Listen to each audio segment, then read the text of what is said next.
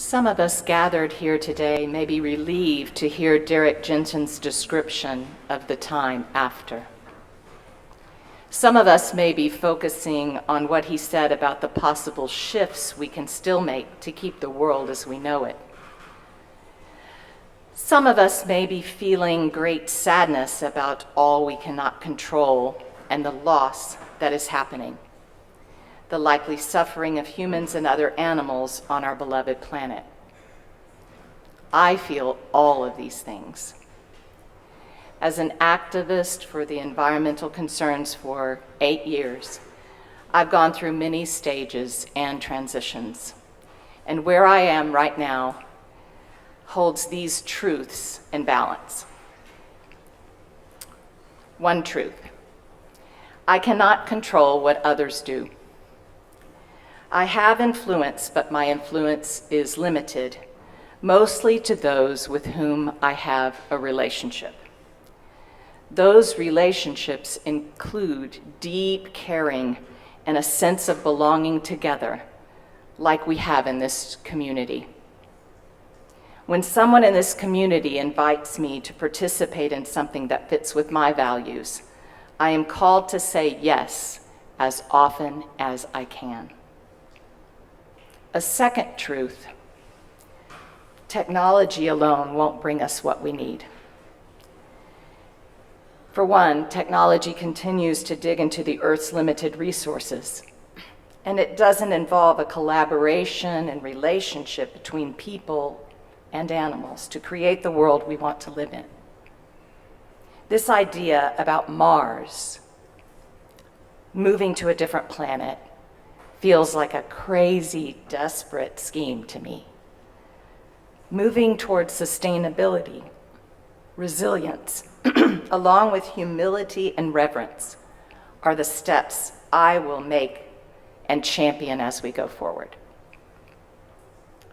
Another truth I want to share: I know we've been bamboozled by corporations and people in power to think that saving the planet is the responsibility of individual citizens, rather than that of corporations or governments.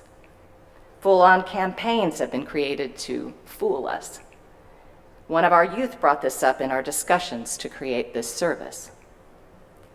The writer Derek Jensen, whose essay, When I Dream of a Planet in Recovery, that we just heard, wrote another essay called Forget Shorter Showers. In that, he argues that the individual citizens' change of habits won't be nearly enough. And it says that it's the wrong place to put our efforts. While he is not wrong that corporations and leaders and laws would make a much larger difference, I believe that individual change is important anyway. And here's a few reasons why I think so. First, we are role models in the places that we have relationships and influence. A very small example: when I bring my to-go container to a restaurant, others see me, especially those who join me at the table, and they can be changed by the experience. But it is amazing that it takes a bit of self-confidence to do something as small as bringing a different container to the restaurant. The cultural pieces are strong. But seeing someone you trust and admire and even love do so makes it easier to do. In fact, I got the idea of having that container in my car from someone right here in this congregation. Second, when we make a personal change, we are more likely to fully support those particular changes on a larger scale and make choices to make them happen through economic and political change. For example, if I have chosen to be vegetarian or vegan, I will be more likely to support the government reducing their subsidies for the beef or dairy industry. Third, and maybe most important, actually I would say most important to me, is that making moral choices affects us as individuals and our community.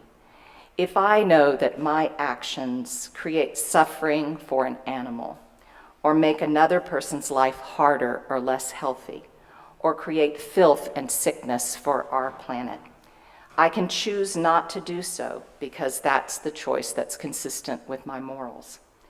Making these choices out of kindness and care makes for a more loving, healthy community. And it feels right in a life that fits with our values. It's not easy at all. I struggle all the time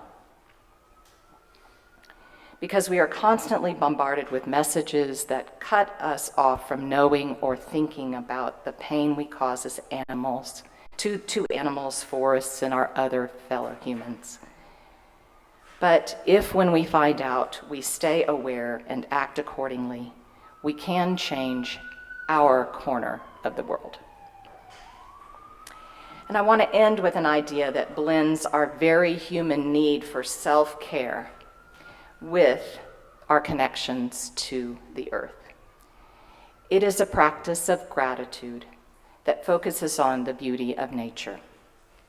I invite you to join me in the next week or maybe months in creating a daily practice of gratitude about something you love in nature. And if you live by a calendar, you could write it in there. Or if you have a morning routine of drinking coffee, you could pair this with your morning coffee. Or the evening routine of eating together with your family, you might ask each person to share a gratitude about nature at your family table. Each day, you could be grateful for the trees, or the moon, or rivers, and each day you could give a new reason why. This may lead you to get to know the trees in your yard better, or maybe it will cause you to go out every night to see if the moon is visible and to watch how it changes over the course of the month. Or each day, you can find a different aspect of nature to offer your thanks. These practices provide self-care and make us feel grounded.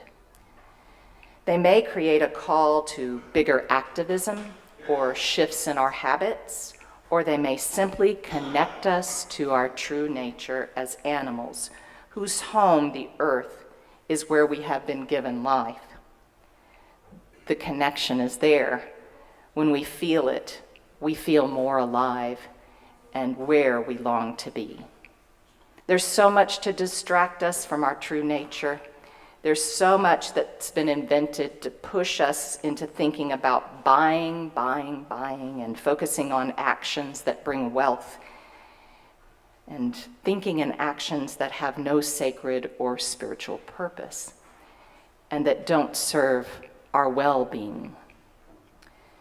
They are hurting our home, the earth, and I invite us to let go of the distractions this week and focus on gratitude and the beauty of the earth. Everywhere it shows us, whenever we pay attention, may it be so.